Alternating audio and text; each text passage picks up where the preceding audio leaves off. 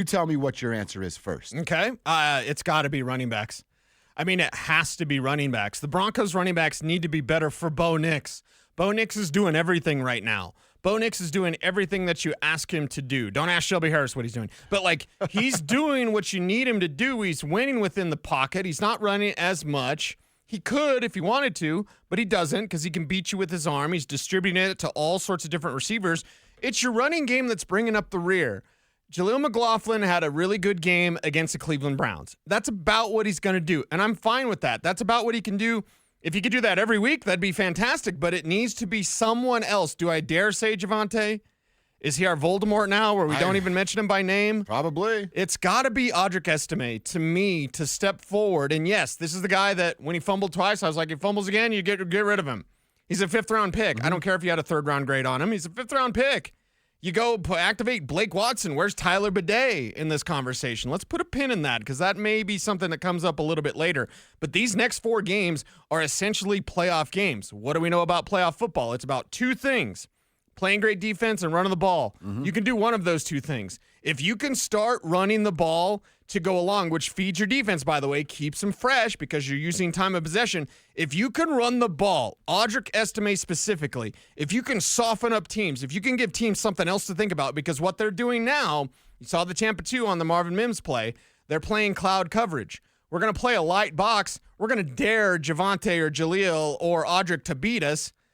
Bo's still beating you. Yep. Imagine if you got support from the ground game. It has to be the running backs. See, you hit it on the head there. I said there's 2 answers. It was running backs or tight ends. I actually think there's a third, like a maybe category that I'll get to in a second. All right. But again, I can't say that I have faith in the tight end room to pull it around because as many questions there are about the running back room, be it Jaleel, be it Javonte, be it Audric Estime, I have seen Jaleel as recent as last week have some success when he gets an opportunity to touch the football multiple times. I watched that with Javonte, but I've lost all trust and confidence in that player. And by the way, we're talking about success, still not 100 yards and like a touchdown. That's real running back success. Yes. They've had Bronco running back success because we're so desperate at that position. So I actually do have a little bit of confidence and belief that Jaleel can pop and be one of those guys, even Estime at times if given the opportunity. I have 0 faith in Adam Troutman. Can he block? Great, sure. I don't give a damn about that. I don't have a ton of confidence in Lucas Kroll. He's shown he can find a soft spot in some zone coverage, catch the football, and turn around and gain a couple of yards. But that's pretty much it, right? And, I mean, outside of that, who are we talking about? Donald Parham's still on the practice squad. You and I would both like to see that, but he hasn't been elevated a single time. So it can't be the tight end room because there's nobody that's shown that they can step up and be that person. Right, and I'm not even saying 100 yards for a tight end. And, Kev, do the research. Find out when the last time a 100-yard tight end happened here. For the Broncos? For the Broncos. It might be a while. Like, it might be a long while. It might be Shannon. I was going to say, should we guess the name? It might be Julius Thomas. Julius Thomas or who was the weatherman? What was that guy? Ryan Harris loved this dude. Owen Daniels. Owen Daniels. Yeah. Okay, so I'm not necessarily saying 100 yards, but you're right on the money because those two, it's declaration of influence. Defenses are now influenced by Bo Nix. Bo Nix is changing the game.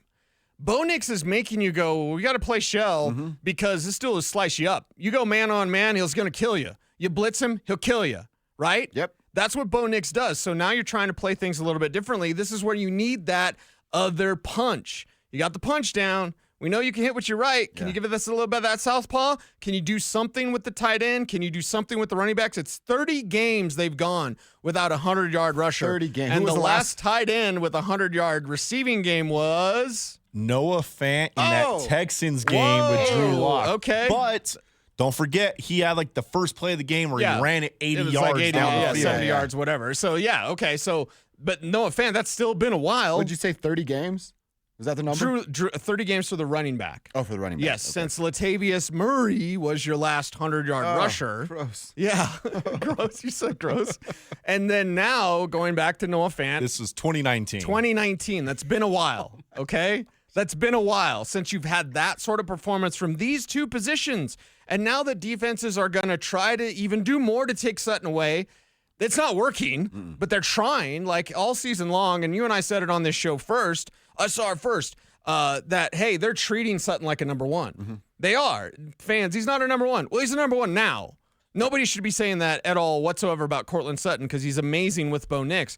But now that you're going to take that away and you'll take a little bit of Mims, you'll take a little bit of Vele, if you can start with the running backs, if you can start with the tight ends, now how do you beat the Denver Broncos?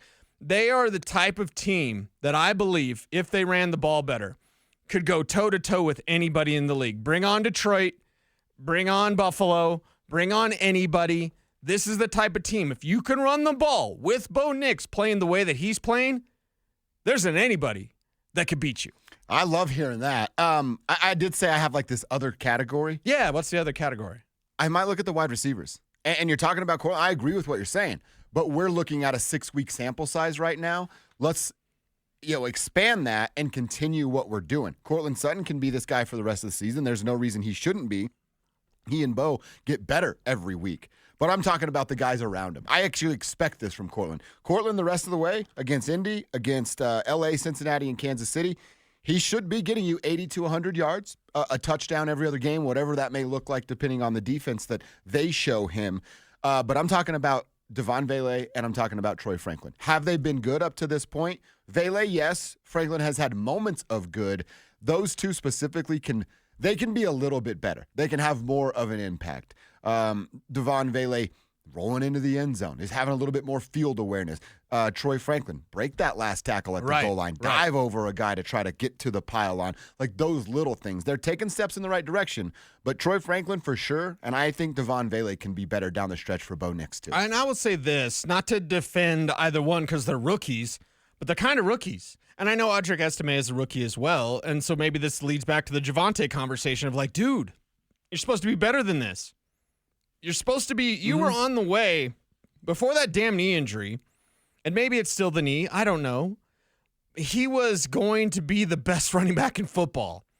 He was on his way to being, and I compared him to Nick Chubb. He's my number one running back that year over Najee Harris because I knew that Javonte Williams could play. He can't really play anymore, and I'm not sure why he's dancing when that's never been part of his game. His vision has been suspect at times. But it's like now you don't have that extra little like half a step that you lost. Right. Maybe it's a full step you lost. You can't be doing that, and you're either being allowed to do it or you're being coached to do it. Well, he sure as hell isn't being coached to do it. He's being allowed to do it, though, and he shouldn't be because it's ruining his chance at any sort of production. Estime, almost kind of the same thing. He takes a little false step once in a while. Like just, you're a battering ram.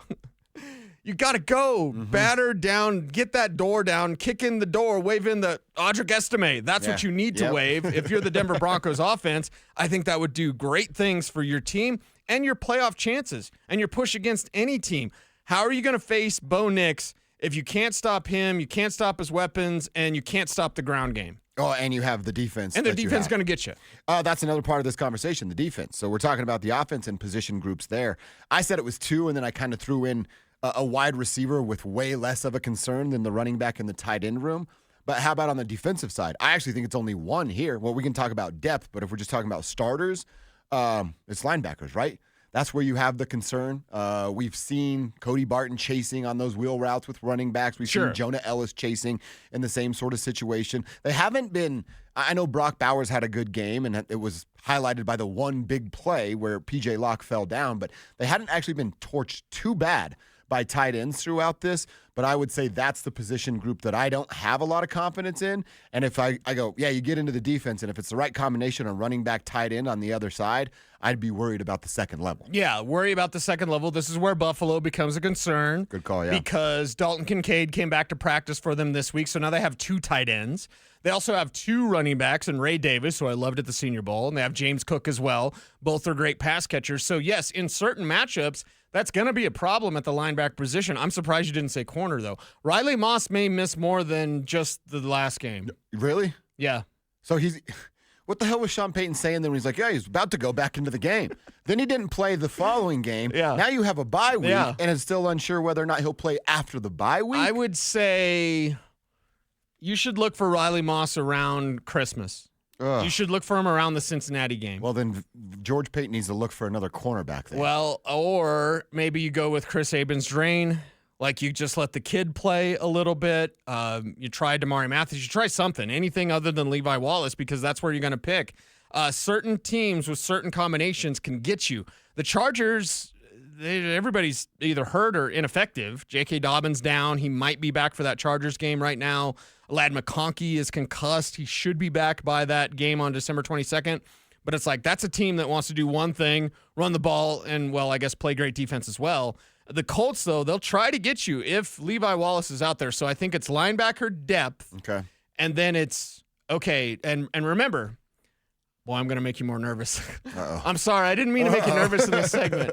But remember, Brandon Jones went out with a groin injury. Oh, that's right. We don't yet know the status because it's a bye week. You don't have to name any sort of anything. We won't know until next Wednesday, and I've seen the future. Next Wednesday, Brandon Jones will not be practicing. He'll be limited at best, and then maybe Friday he practices. Was his training camp injury was a hamstring, correct? Not a groin? I believe so, yes. Okay, so at least it's not the same Didn't injury. double up on a groin? Re-aggravating, right? Something like that. Yeah. Yeah, that's a problem, and it's Devon Key ain't the answer. No. As the backup there, as we've seen. We were talking about that at the game on Monday night of like, Devon Key is a really good special teams player. Very good. And that's about where it ends. Yeah, and you don't want him out there defensively. Maybe he develops the way Justin Strnad did. Justin Strnad didn't play defensive snap for 3 years. 3 years. Why? Because he wasn't real good at it. I mean, he's a good special teams player. Strnad wouldn't be on the field right now had Alex Singleton not got hurt. Right. But he's come on the field and he's played well. Yeah. So maybe in like 3 years, Devin Key will be like, hey, he's okay now, guys. Yeah. But I don't know. And you're talking about right now, they need to make that playoff push right now. These are playoff games. Colts game. And that's why I love 100%, man. Because James Marilat, who I appreciate and respect and love, you're not going to be able to say they haven't played anybody. In a week, you will not be able to say, I haven't played anybody. They haven't played anybody. They haven't played anybody. Yeah, we get it, buddy. They're going to play 4 playoff teams right now as they head into the postseason, and it's a great warm-up. You want to talk about iron sharpens iron? You want to sharpen your sword? You get ready against 4 playoff teams, and the Bengals maybe just trying to play spoiler at that point. It's a great test for this Broncos team. It's also, I got to bring this up to Marilat the next time he's around here because I got to yell at him. You know why the Broncos have the schedule that they have? Yeah. We all know how this works, right? I think we do. Yes. When you're not a good football team, you get a weaker schedule based off past results. So James, your boo, your man over there, Russell Wilson, the reason they have this, what he would call a cupcake schedule here, is because Russell Wilson was so bad at football that they have one of the easier schedules in the entire NFL. This is going to change because Bo's good, because Bo and Sean fit, because this Broncos team is coming out of the darkness. They're like Christian Bale right now, climbing up that wall. That's what they're doing right now, James. So your boy is the reason the schedule looks like the way it does. The city is yours. I hope that came through. That's my Bane impression. Good. Yeah, that was my really Bane good. impression. But hey, Broncos head to the postseason. That's fantastic. You know what else is great? Our audience on YouTube. Hi, YouTube. How's it going? YouTubers. Make sure to like, comment, share, subscribe, hit the notification bell so that you never miss a vid because we appreciate you rocking with Dover and Cecil every day. That's right. Dover, Cecil, Jake Paul. It's a couple YouTubers out here doing their thing, you know? Does that make me Mike Tyson? Yes, it does. Okay. I'll take the payday. I wanted to hear something from Sean Payton real fast because we heard Bo Nix talk about the pass to Marvin Mims. In fact, I just want to play it again. Listen to this football porn.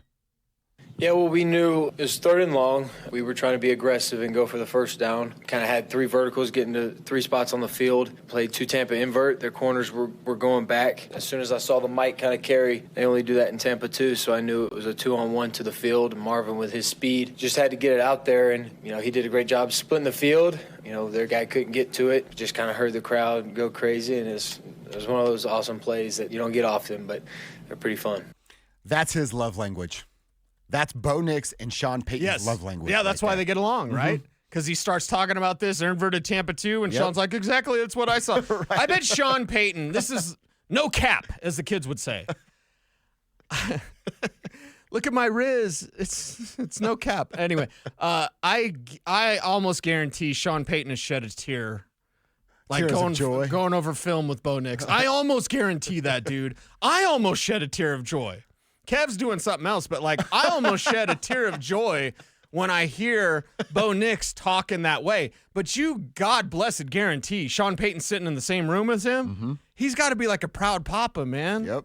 You ever do that thing to make your dad mad, or not mad, your dad proud, and you just know you made him proud, and just what that feels like, right? I've done that a few times. I remember one time at my grandpa and my dad at a roping school, and all the kids, they couldn't tie the calves, right? Kev couldn't be able to tie the calf because he's real country over there. I like to watch it. I can't do it. I bet you could, though. I bet you could. Okay. You got the size.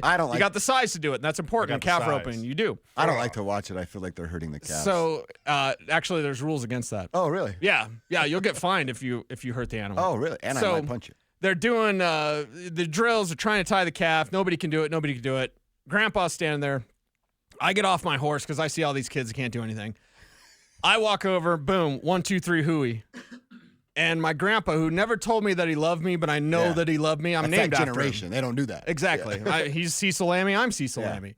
He just looked at me, and we have it on video, which is awesome because he just looked at me and he gave me that nod, like that's the way to do it. I knew I made him proud at that moment. Yeah. I God blessed guarantee that Bo Nix and Sean Payton, they're giving they're doing the knowing nod. There's probably some fist bumps, right? Maybe a chest bump. Something, a little high five action. Just finishing each other's sentence. You're like, Sean's like, and on this play, what did you exactly see? Tampa 2 covered him. Yeah, Bo's like, Tampa 2 covered him. Oh, my God. We just become best friends. Yep. And that's exactly what they're doing. You want to see something cool?